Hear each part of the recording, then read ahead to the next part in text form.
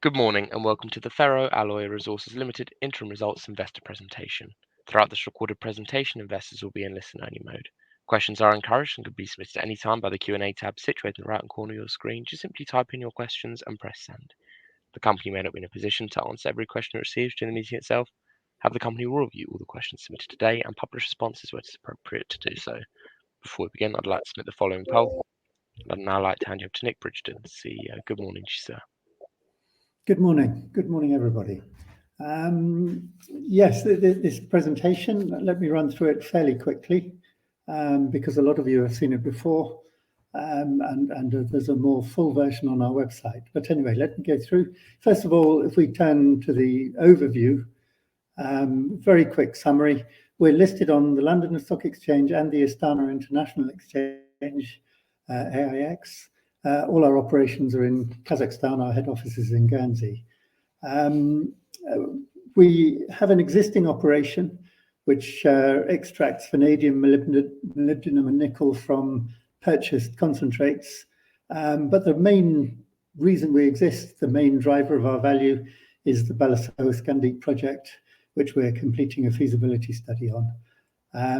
Target production is 22,400 tons a year, in addition to our existing operation, which would make us produce about 10% of world supply.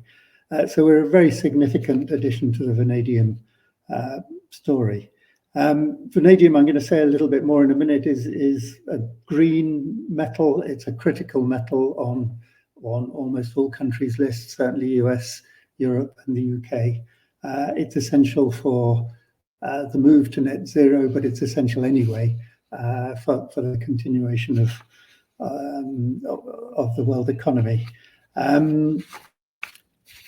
Now, the Balasausqandiq deposit first, because that's the most important. 96% of our future NPV is this project.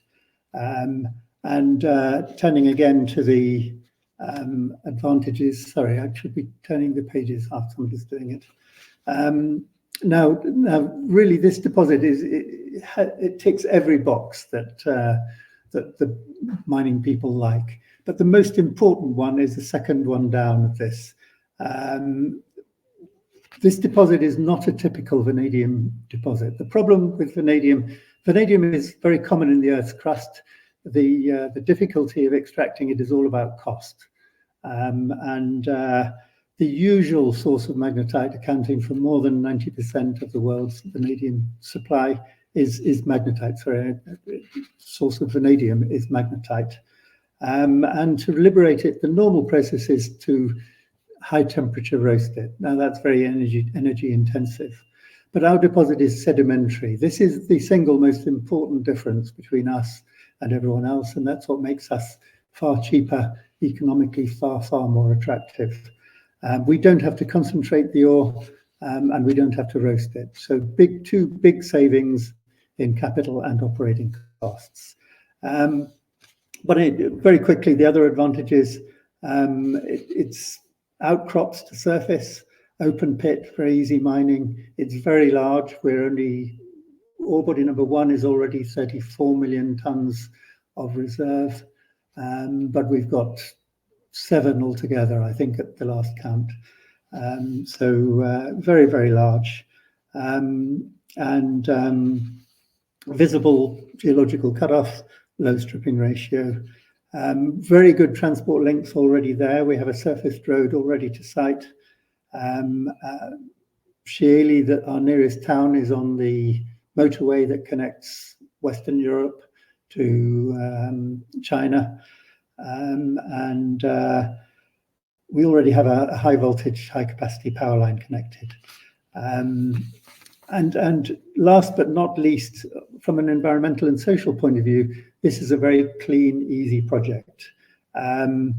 First of all, we aim, both in our existing operation and the main operation, to use all the constituents of the ore. There should be no long-term storage of waste products. There's no arable land being disturbed. The area is rocky, outcropping terrain, useless for agriculture. And we're 16 kilometers from the nearest habitation, so no people are being disturbed. And as I already indicated, our process uses much less energy than others because we're not concentrating and because we're not roasting. So we expect our vanadium to be very low on emissions compared with everybody else's. Moving on again. Just a word of warning, these figures are now out of date because they're all going to be updated by the feasibility study and they're all 5 years old. But I'm putting them here because I want everyone to know why we think this is such a good project. Our cash cost of production is much lower than everybody else's. Expected at that time was $1.54 per pound. Now, I think the others that I've seen published are up between 5 and 6 per pound. And because we've got very interesting byproducts, actually, if you offset the byproducts against costs, we have a negative production cost. In other words, this project would make money even if the vanadium price went down to zero. And that translates into very exceptional financial statistics. NPV 5 years ago, remember, was forecast to be 2 billion, 79% operating margin, an absolutely incredible 89% IRR, and huge cash flows, $430 million from phase 1 and 2 combined. Now, saying a little bit about the vanadium market, again, let's move on one. This shows the steady growth. Obviously, there's been a hiccup in 2022 for reasons everyone knows, China slowdown mainly. But you can see the long-term, very steady and very significant growth rate. That yellow bit at the top, which is quite hard to see on my screen, is the growing energy use, but that's expected to grow to become a very significant component of demand. And putting this on the next slide another way, now this excludes energy storage because energy storage is very hard to predict. So this is more reliable drivers. The traditional demand for vanadium is as an alloy of steel, and you add a tiny bit of vanadium, roughly 1 kilogram per ton, and it greatly improves the strength. And so what's happening in the world is that, first of all, vanadium is in lockstep with steel demand, and steel demand tends to follow GDP, world GDP. So there's a growth rate built into it already. And then the orange part is the expansion because a greater use of vanadium per ton of steel. We call it the increasing intensity. And you can see back in history it's up and down, but the growth rate is quite strong, and that's expected to continue. And that will continue all the more so because making steel is a very single large source of CO2 emissions. Roughly 10% of the world's CO2 emissions come from making steel. And anything which reduces the quantity of steel that you need because of the greater strength is going to be good for the world. It's a single way of making a significant reduction in the world's CO2 output. So even without any energy storage, net zero requires more use of vanadium. And that's why vanadium is a critical metal on everybody's lists. Next slide. This is just drilling down into the non-steel applications. And the interesting one here is the yellow, which is for most of the period, the bottom line. You can see how it went up in 2017. That was when the vanadium price was low. And then came to a rather abrupt halt when the vanadium price went up from a low of just over $3 to almost $30 per pound. And that rather reduced the demand for batteries.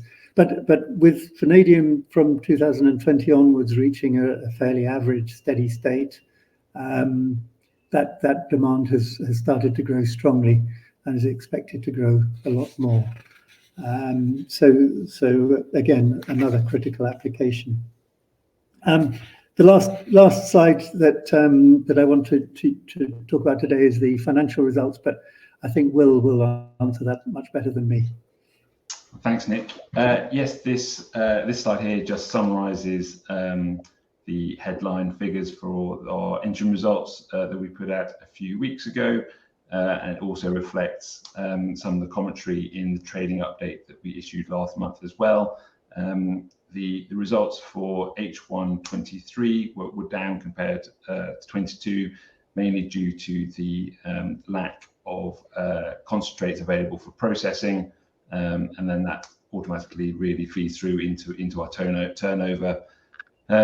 We have a level of fixed cost that we incur by having the plant in place. So any reduction in turnover feeds straight through to our gross profit and gross loss line. I suppose one point to note is that during the period where we had sales contracts, they've been on a spot basis rather than price on delivery basis, and so we've had less adjustments for fair value when the product's been delivered and a revaluation hasn't been needed. Then in respect to other costs, they've been in line with expectations, and that's so really sort of summarise where we've got to. Not much else to say, and hopefully that covers the position. Now I think we'll move on to the Q&A. Perfect. Nick, William, thank you very much for your presentation. Ladies and gentlemen, please do continue to submit your questions just by using the Q&A tab, which is situated on the top right-hand corner of your screen. But just while the company take a few moments to review those questions submitted today, I'd like to remind you that a recording of this presentation, along with a copy of the slides and the published Q&A, can be accessed via your investor dashboard. As you can see, we received a number of questions, both pre-submitted and throughout today's live event. And William, if I could just hand over to you just to read out those questions where appropriate to do so, I'll pick up from you at the end. Great, thanks, Alessandro. As with previous presentations, we've tried to group the questions into categories, those generally being related to finance, the existing operation, and the ongoing feasibility study. We'll start off with the finance section, and I should be able to deal with most of those. So the first question, can the company confirm whether the $4.2 million Vision Blue loan notes are going to be converted into shares, and whether there's an intention by Vision Blue to inject capital this year? Yes, the intention is that the loan note will be converted into shares at some point in the future under the terms of the loan note agreement between us and Vision Blue. But I think it's important to point out that following the recent bond issues that we've announced, we're not planning on raising any further money at the moment, and that Vision Blue doesn't control that aspect for us. We don't have any sight over Vision Blue's funding plans, other with respect to us anyhow, with respect to the investment agreement, other than the three options that we're currently aware of. The second question is, are the bonds funded in US dollars or Kazakh tenge? To date, all the tranches for the bonds that have been issued have been in US dollars.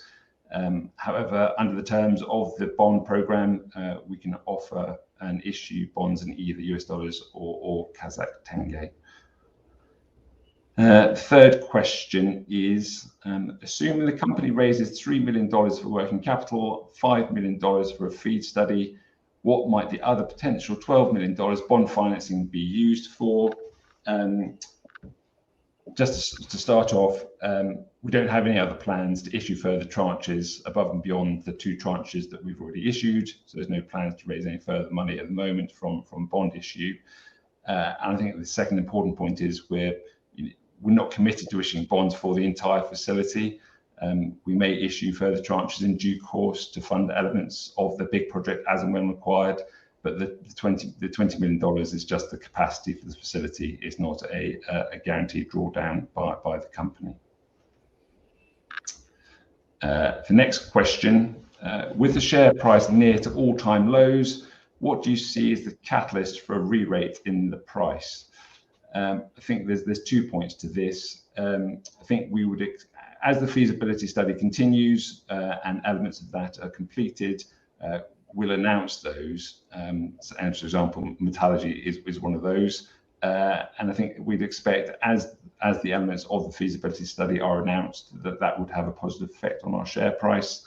And then obviously when the feasibility is published as a whole, I think we're expecting that that will also be a catalyst for the re-rate for a change in the share price as well.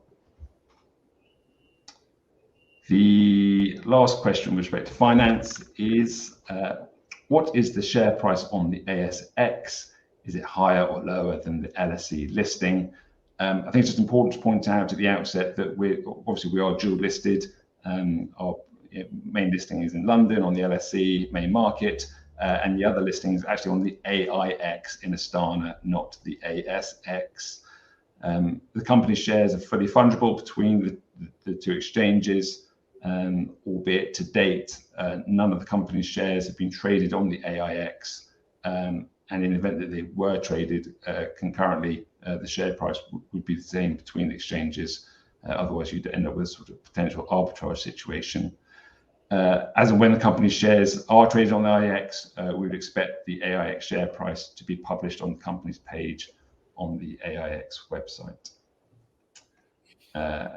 The next area of questions around vanadium market. So Nick, I think this one's for you. The question is, what do you think is causing the current slump in vanadium prices compared to a rise in iron ore prices? It's a very interesting question. First thing to say is, I'm not sure that you can say the vanadium price has slumped. It's sort of fallen off a little bit over the last few months, but it's actually a pretty solid average price for the vanadium market. Likewise, iron ore prices, they bucket around quite a lot, just as much as vanadium does. And if you look back 5 years, it's also a pretty average price. So although the sort of the recent movement of vanadium was down and iron ore up, I don't think you can read too much into that both of them are fairly average. But the interest in the question comes from the fact that vanadium is both a byproduct of making steel from magnetite, as well as going into steel. So the correlation that you'd expect of increasing demand for steel leading to increasing demand for vanadium isn't as obvious as it sounds, because the more steel that's demanded, the more vanadium is made as well as used.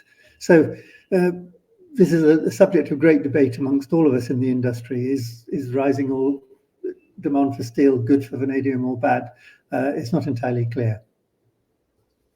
Okay, thanks, Nick. The next area of questions are with respect to the existing operation, and Andre is going to help us with those.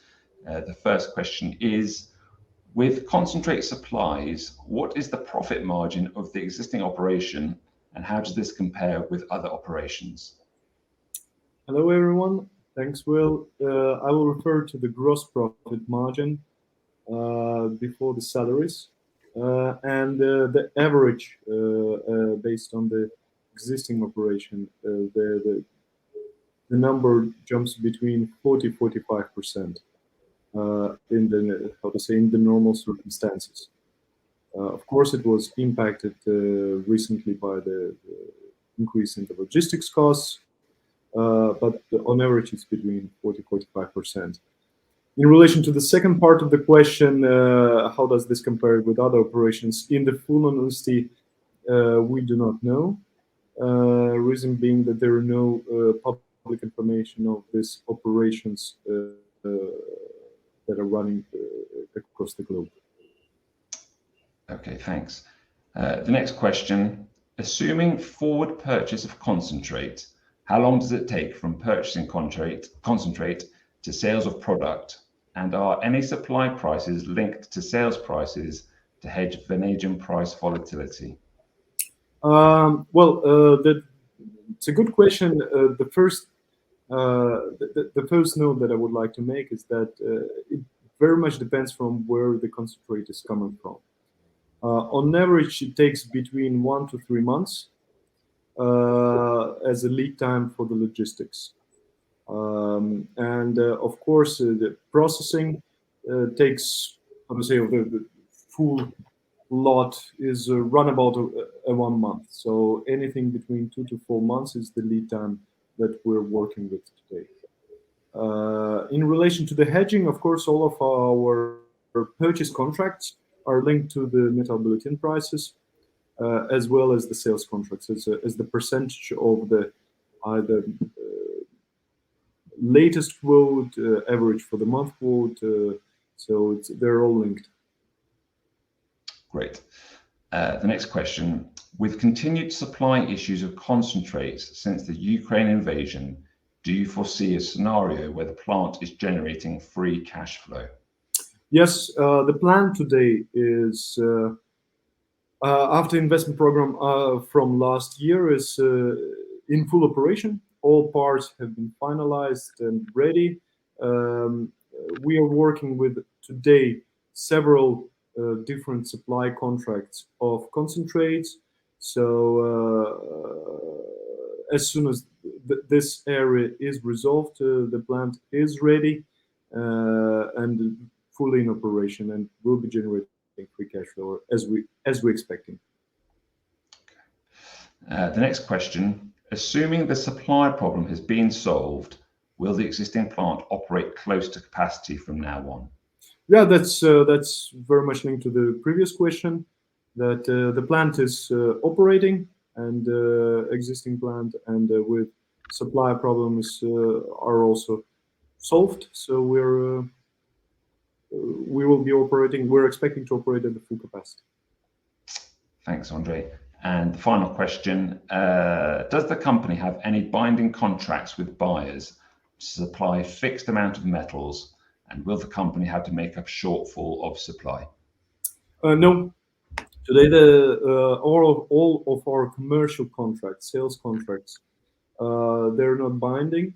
So we're working very closely with our partners, both on the sales and the purchase price, to ensure that there are no shortfalls. But in case if that's happening, there are no legal binding in the commercial contracts as of today. Perfect. Thanks, Andrei. And moving on to the next group of questions that relate to the feasibility study and the Balasausqandiq deposit. Nick, you're going to field these for us. The first question is, how is the future mine planning study being progressed in relation to sanctions on Russia? Well, there's very little direct effect of the sanctions on Russia on us. So in terms of I'll interpret the question as the feasibility study in general. Obviously on the mining there's very little. I would guess when we come to equipment selection, it's unlikely that we'll be choosing Russian suppliers for any of the major equipment, but that was not so likely anyway. So I can say very little impact. Okay. The next question, is early Q2 the final revision to the publishing of the phase 1 feasibility study? When will phase 2 of the study be published? Yes. The feasibility study for phase 1 is scheduled for April now, and phase 2 we haven't got a direct timeline on it, but the big job is done. The drilling of ore bodies 2, 3, and 4, which will provide the feed for the expanded plant, which is the subject of phase 2. So it should be relatively fast. Obviously, an awful lot of the work done for phase 1 will apply to phase 2 too. So sometime next year, for sure. Okay. Next question. What is the reason for the further delay in the feasibility study completion date? Is it to do with carbon product marketing, capital constraints, or delays in testing processes? The last of those. It's testing processes. The 100% of the delay is just caused by the time it's taking for our test laboratory in Canada to complete the work. There's been quite a few steps added. The variability testing indicated a bit more variability in the ore than we expected, which required a little bit more work to be done. But all on track, it's just taking an awful long time. And then, unfortunately, our consultants seem to take the best part of a month off for Christmas, which which means that any delay past Christmas adds on another month automatically. So I'm afraid that's where it's coming out. But it's nothing to do with the carbon. The carbon testing is progressing well. We've got a bit more testing actually ongoing as we speak. And there's there's interest in the product. So that will go well. We're not going to hold up the study to wait for the carbon. The carbon will be at the point that it's reached when the rest of the study is ready, and possibly if we need to get offtake agreements for the carbon, they may follow after the study. But no, it's just the length of time it's taking to go through the metallurgical test work. Okay. The next question. Is there any market interest in ferro-alloys carbon among tyre manufacturers yet, or will this only appear when the project is close to production? Yes, we've held exploratory meetings with several tyre manufacturers, and there's definite interest. Tyres manufacturers are extremely motivated to reduce the CO2 emissions and other emissions of tyres, both in the manufacture and in use. And so they're extremely interested to review our product. Now they are waiting for this further test work. So those expressions of interest are just that so far. We need to get more test work out and then explore the market and see where that process leads us. Okay, thank you. And the final question for this section. Now the completion of the feasibility study is in sight, are you now beginning to negotiate the price and delivery of long lead items for the new mine? Sort of, but really not yet. The part of the feasibility study process is to get quotations for the equipment that we need to build the mine, and obviously some of those initial discussions will lead eventually to purchase orders and potentially early orders of long lead time items. But we're not in the business of ordering the long lead time items yet. We need to substantially have finished the study at least. So not yet. Okay, well that was the end of the questions. I think we can hand back over to Alessandro.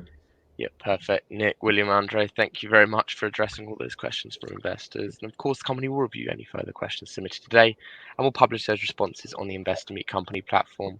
But just before redirecting investors to provide you with their feedback, which I know is particularly important to the company, Nick, could I just ask you for a few closing comments?